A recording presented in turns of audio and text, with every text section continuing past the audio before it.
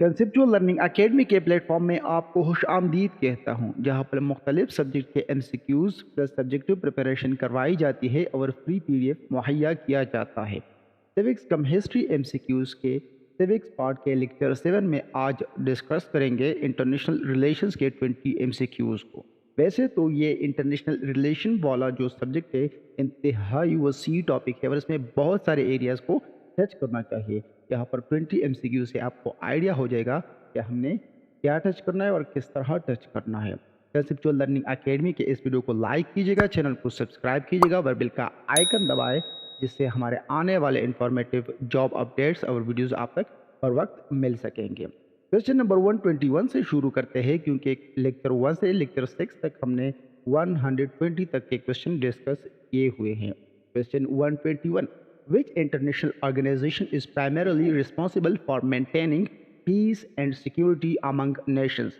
Nations के दरमियान, कौमों के दरमियान जो पीस की बात करनी है, अमन की बात करनी है, सिक्योरिटी की बात करनी है, उसके लिए जो रिस्पॉन्सिबिलिटी है वो कौन से इंटरनेशनल ऑर्गेनाइजेशंस की है? जो गिवन ऑप्शन है इसमें से ऑप्शन नंबर बी राइट है, यूनाइटेड नेशंस, जिसको UN कहा जाता है।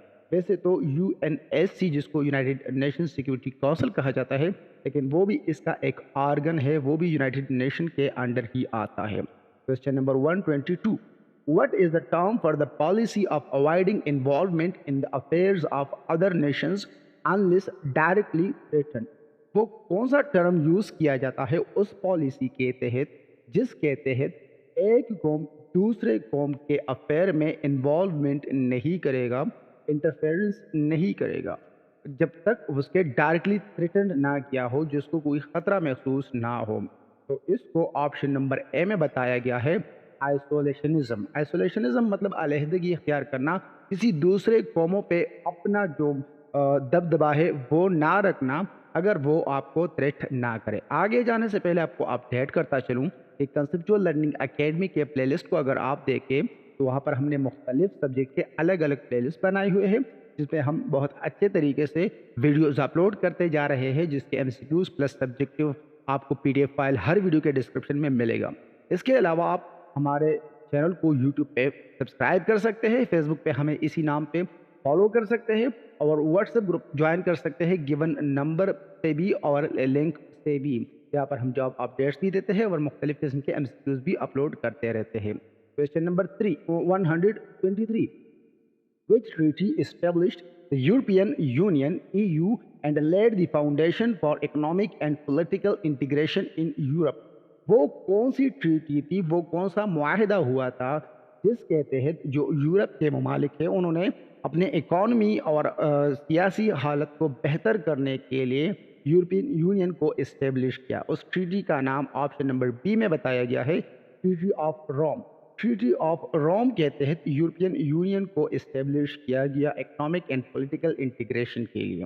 Question 124, in the context of international relations what does the acronym NATO stand for? IR में, इंटरनेशनल रिलेशन में, NATO North Atlantic Treaty Organization को कहा जाता है, जिसके डिटेल में आगे या तो अपने पोस्ट में दे दूंगा व्हाट्सएप पे, फेसबुक पे, और या मैं एक अलग वीडियो इस पे बनाने की कोशिश करूंगा। NATO North Atlantic Treaty Organization के अभी 31 मेंबर्स बन चुके हैं, मतलब ममालिक बन चुके हैं, और 32 मार्च में ही स्वीडन बनने वाला है। Question 125, which theory suggests that states seek to maximize their power and act in their own self-interest in the international system? वो कौन सी थ्योरी है जो कि ये सजेस्ट करती है कि जो ममालिक है, जो कौम है, उसको ज़्यादा से ज़्यादा पावर गेन करना चाहिए, ताकत हासिल करनी चाहिए, जिसके तहत वो अपने इंटरेस्ट जिसमें उसका फ़ायदा हो इंटरनेशनल सिस्टम में, उसके तहत चले? आंसर ऑप्शन नंबर बी का राइट है, रियलिज्म। इसको रियलिज्म कहा जाता है। जो दो थ्योरी चलते हैं, जिसको एक को आइडियलिज्म कहते हैं जो पीस को मेंटेन करने की बात करता है, और दूसरा रियलिज्म है जो कि पावर की बात कर रहे हैं कि पावर हासिल करनी चाहिए। क्वेश्चन 126 क्वेश्चन है, what is the main purpose of the World Trade Organization? WTO, World Trade Organization का मेन मकसद क्या है? इसका आंसर ऑप्शन नंबर बी में है, फैसिलिटेट इंटरनेशनल ट्रेड नेगोशिएशंस। जो इंटरनेशनल ट्रेड होती है ममालिक के दरमियान या बड़े बड़े ऑर्गेनाइजेशन के दरमियान, वो ट्रेड वर्ल्ड ट्रेड ऑर्गेनाइजेशन के तहत देखा जाता है। वर्ल्ड ट्रेड ऑर्गेनाइजेशन इसको देखता है, इसको फॉलो करना पड़ता है। वर्ल्ड ट्रेड ऑर्गेनाइजेशन के जो रूल्स होते हैं या जो वो मुआहिदे करवाते हैं। 127 question, which country is a permanent member of the United Nations Security Council and possesses veto power? वो कौन सा यूनाइटेड नेशन का मुल्क है जिसका नाम नीचे दिया गया है। वैसे तो इसके 5 ममालिक है जो कि परमानेंट मेंबर तस्वुर किए जाते हैं यूनाइटेड नेशन के सिक्योरिटी काउंसिल का। टोटल इसमें 15 होते हैं जिसमें 10 नॉन परमानेंट होते हैं। नीचे दिए गए नाम में चाइना है जो कि परमानेंट मेंबर तस्वुर किया जाता है, जिसके पास वीटो पावर भी होता है। चाइना के अलावा यूके भी है, यूएसए भी है, फ्रांस भी है, रूस भी है, लेकिन चाइना एक परमानेंट मेंबर शुमार किया जाता है गिवन ऑप्शन में से। Question 128, the concept of soft power in international relations refers to the country's ability to influence others through। वो कौन सा जिसको हम सॉफ्ट पावर कहते हैं इंटरनेशनल रिलेशंस में, वो इसका राइट आंसर क्या है कि इसको किस तरह हम कह सकते हैं कि ये सॉफ्ट पावर है। तो इसका right answer option number C में है, कल्चरल एंड आइडियोलॉजिकल अपील।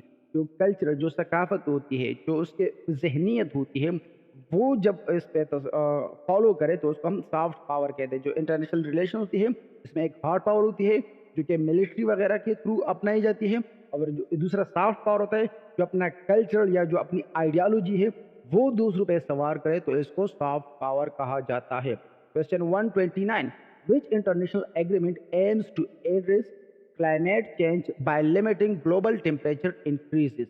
वो कौन सा इंटरनेशनल एग्रीमेंट हुआ था जिसका मकसद क्लाइमेट चेंज को लिमिट करना था, ग्लोबल टेम्परेचर को लिमिट करना था।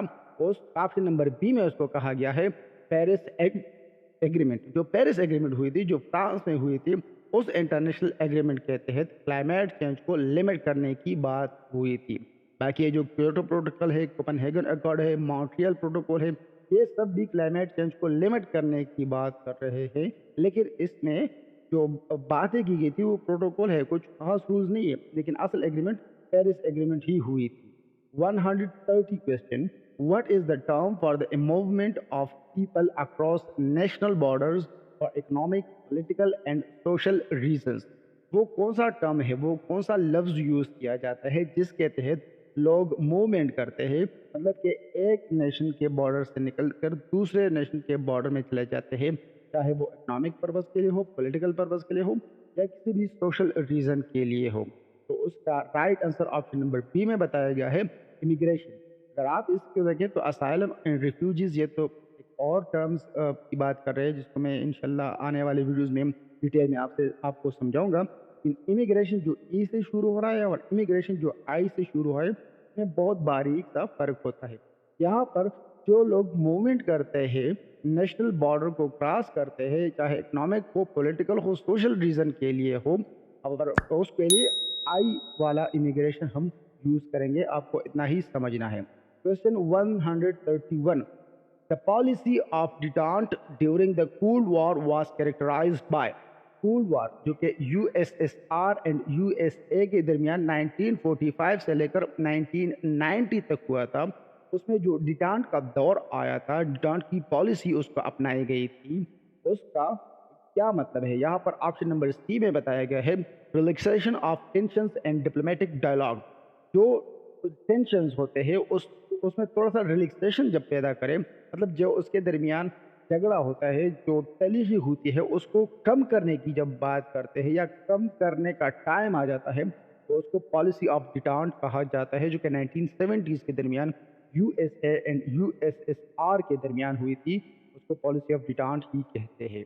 Question 132, which region is known for the ASEAN, Association of Southeast Asian Nations Cooperative Organization?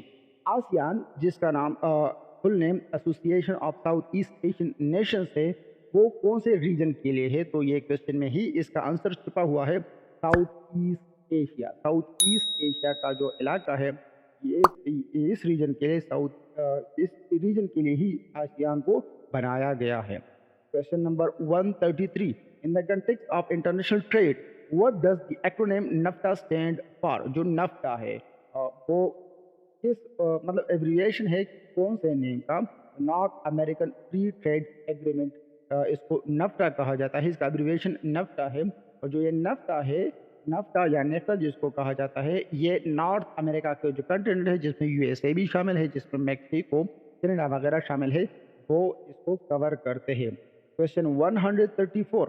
Which international organization focuses on addressing health-related issues and pandemics? Health के issues को control करने के लिए या health के इशू पे नेशंस की guidance करने के लिए जो इंटरनेशनल ऑर्गेनाइजेशन बनाई गई है उसका नाम है, ऑप्शन नंबर बी में अगर आप देखें, वर्ल्ड हेल्थ ऑर्गेनाइजेशन, जिसको WHO कहा जाता है। Question 135. The concept of balance of power in international relations suggests. Balance of power किसे कहते हैं खासकर इंटरनेशनल रिलेशन में? आंसर ऑप्शन नंबर बी में है, a system where no single nation dominates. यहाँ पर सिंगल नेशन ना हो, मतलब मल्टीपल नेशन हो या कम से कम बाइपोलर सिस्टम हो, तो उसको हम बैलेंस ऑफ पावर कहते हैं कि एक मुल्क के मुट्ठी में सारा पावर ना हो, उसको बैलेंस ऑफ पावर कहा जाता है, मतलब पावर को बैलेंस किया हुआ होता है। Question 136. The Iran nuclear deal. The Iran nuclear deal, officially known as the Joint Comprehensive Plan of Action JCPOA, aimed to address concerns about Iran.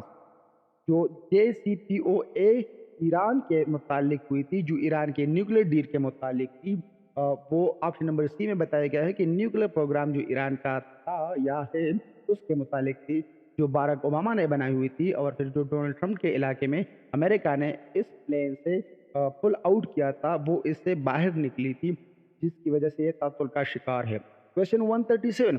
Which concept refers to the idea that democracies are less likely to go to war with each other? Democracies एक दूसरे के साथ जंग नहीं करेगी। इस idea को, इस कंसेप्ट को क्या कहते हैं? ऑप्शन नंबर ए में इसका आंसर है democratic peace theory. Democratic peace theory कहते हैं जो डेमोक्रेटिक कंट्री है वो एक दूसरे के साथ पीस में रहेगी। Question 138. The concept of responsibility to protect are to be emphasises. Responsibility to protect ये किस चीज पे जोर देता है? आंसर ऑप्शन नंबर सी में है, collective responsibility to prevent and respond mass atrocities. जो मास होते हैं, जो आवाम होती है, उस पर जो एट्रोसिटीज किया जाता है, मतलब जुल्म किया जाता है उस पर, उसको प्रिवेंट करना, उसकी हिफाजत करना, या उस पर हो जाता है जुल्म तो उसको रिस्पॉन्ड करना कलेक्टिव रिस्पांसिबिलिटी है, और इसको रिस्पांसिबिलिटी टू प्रोटेक्ट कहते हैं। Question 139. Which international organization is responsible for coordinating and providing humanitarian assistance during emergencies and disasters?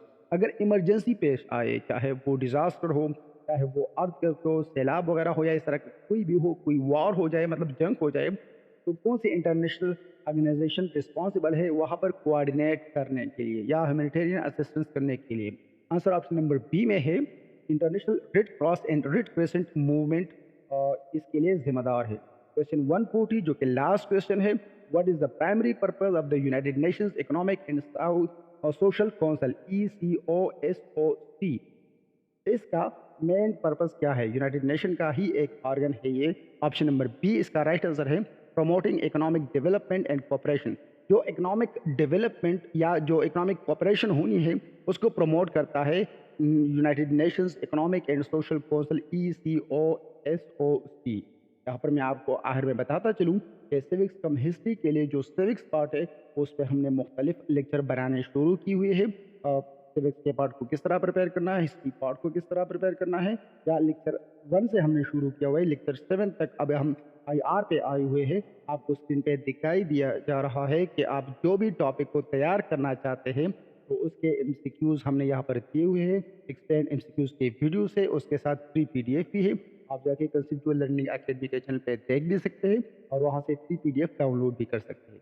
इसके अलावा अगर आपको मुख्तलिफ सब्जेक्ट की तैयारी करनी है तो उसके एक्सप्लेन MCQs की वीडियोस मौजूद है, उसका फ्री PDF भी मौजूद है, चाहे वो इंग्लिश MCQs हो, जनरल साइंस हो, पाकिस्तान हिस्ट्री हो, वर्ल्ड हिस्ट्री हो, पेडागोजी, पॉलिटिकल साइंस वगैरह, सब के सब आप कंसेप्चुअल लर्निंग एकेडमी पे देख भी सकते हैं और PDF भी डाउनलोड कर सकते हैं।